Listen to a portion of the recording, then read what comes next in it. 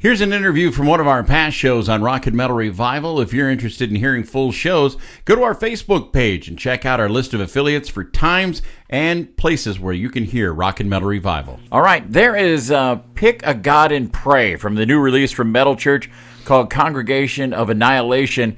And with us today is guitarist and founding member Kurdt-Vanderhoof. Welcome back to Rock and Metal Revival, Kurt. Hey, thanks so much. It's great to be here. You know, now, Kurt, this is the first album with your new lead singer, Mark Lopes, and reading through a lot of the comments and the feedback I've seen, it's really been unbelievable. You guys haven't taken any backlash on changing singers, and which most bands, when they change any member, they take a lot of static. That's got to be a pretty good feeling. That is really cool. Yeah, well, this particular situation, because of the circumstances, I think it warranted that. So, I don't think there's really anything you can do about it, when that kind of situation happens, So, yeah, we've been very fortunate in that respect. Now, Congregation of Annihilation is really heavy, really thrashy compared to some stuff you put out. Well, not that it's not that much different. It's just that heavier delivery from your singer, Mark. And is that something you were going for when you were putting this together? Something heavier and thrashier than what you've done? It kind of when Mark came into the fold, and we realized what he was bringing to the table, it kind of directed it in that way. I had pretty much written the album. I had written a new album, and so it was kind of like I'd written an album for Mike. With Mike in mind. Mike and I had just started the process and of kind of putting things together, and so there was a whole batch of songs, and then he passed away, and so there was a few months where I was like, I think it's over. I think that's done.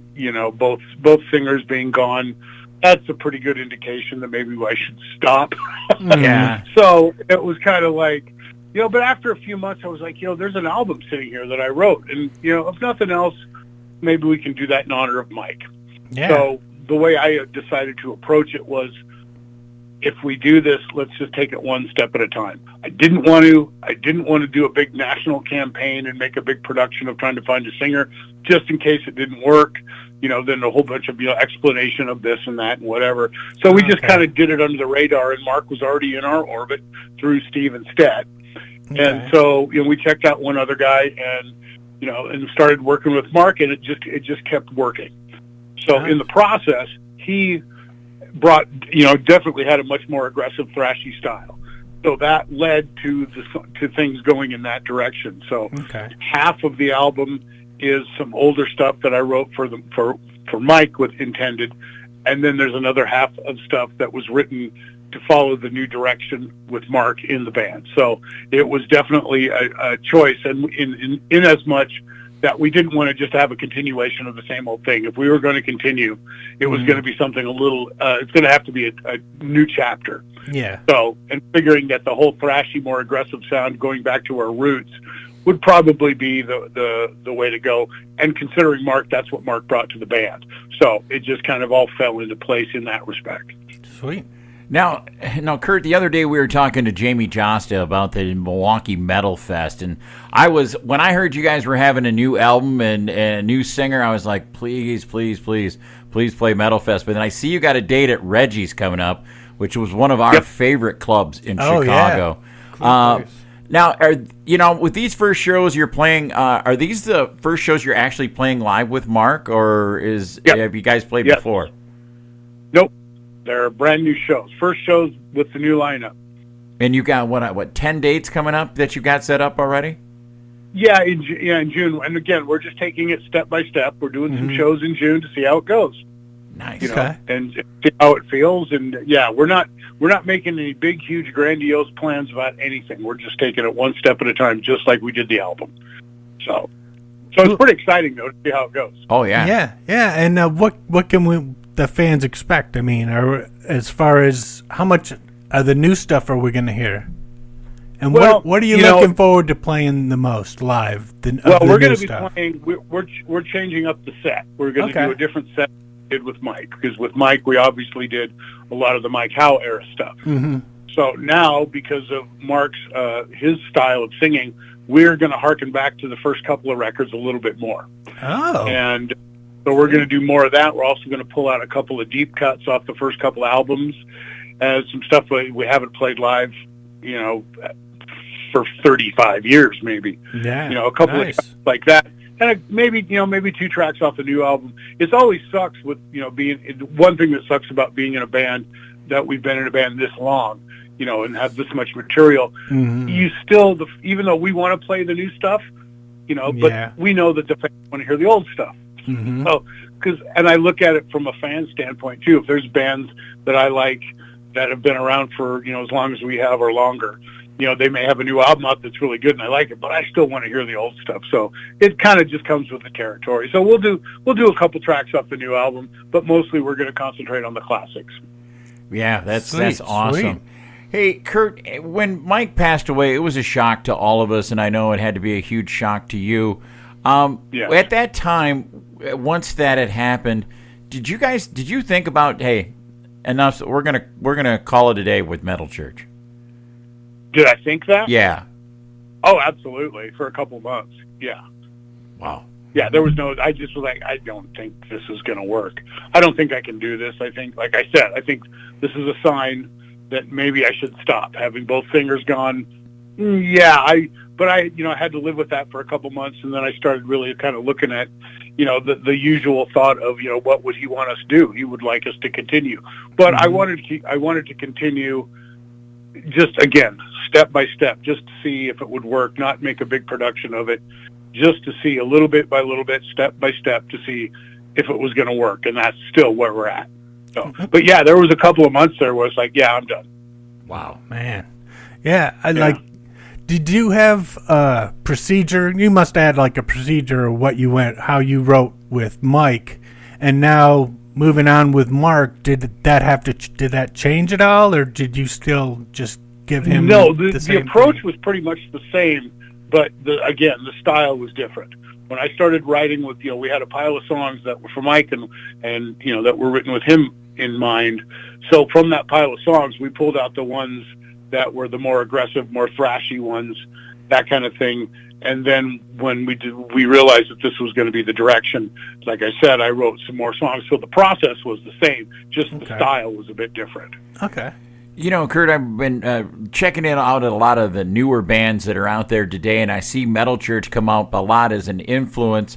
What are you listening to right now as far as new metal or rock on the radio? New metal, not really any. Okay. I'm not a big fan of it, of that I'm aware of stuff that I'm a fan of. Current bands I listen to, they're not new, but they're current bands. I love Blackberry Smoke. That's my favorite band. So there you go. And Blackberry Smoke, and I'm still a big fan of The Darkness. I think they're keeping arena rock alive.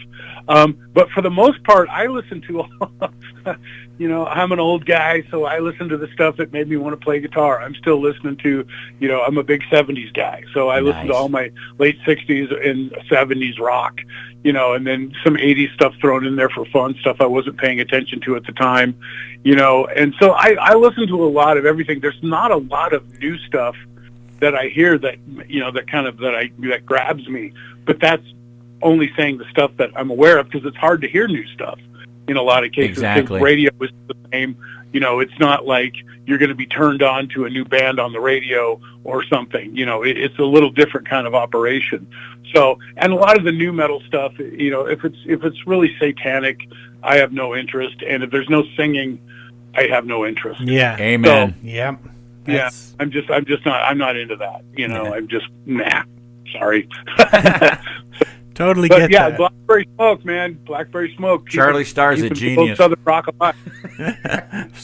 Nice. Now, your last release, From the Vault, had some really cool covers on it, like Green Eyed Lady and Black Betty. Right. Those blew me away because those have such great guitar riffs, that, you don't hear, and you guys, the way you metalized them and made them your own. And like Highway, like you did with Highway Star. Are you those? Do you got more of those in the vault?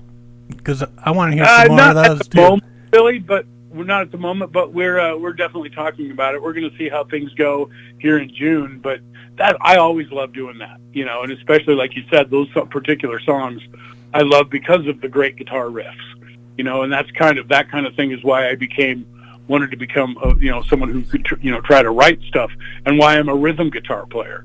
Mm-hmm. And because I like the riff. That's what interests me. The solos, that's great, and I appreciate that, but that was never something that I was interested in really developing for me as a guitar player. I wanted to know how they came up with that riff, how did they come up with that Green-Eyed Lady guitar riff? I know. How did you do that? How did you come up with a riff for Cat Scratch Fever or any number of songs? It's just like, that's what always grabbed me. So that's why listening to those old songs, it's like, oh, that's just a great cover tune. Kurt, on your classic live album, you have a bonus track, Fake Healer, featuring Todd La Torre from Queensryche. How'd that whole thing get put together? Well, just kind of being friends, from the same camp. He was a fan, and he was in town, and we were friends, and hey, come on in and join us. It was pretty that simple. There was no big concept or anything. It just kind of sounded like fun, and that's really about it. Yeah, and Todd's awesome. Oh yeah, he's turned out great. Turned out really cool. Now, one last question: do you think the song "Making Monsters," the beginning there, you think that could have benefited from adding some cowbell? Oh right, absolutely. Every song can. It's the most metal instrument out there. Got to have cowbell in everything. Yeah, that's the way we look at it. Hey, absolutely. Hey, Kurt, where's the best place for people to keep up with what's going on with Metal Church? And I know Rat Pax has got some great stuff together for this album release.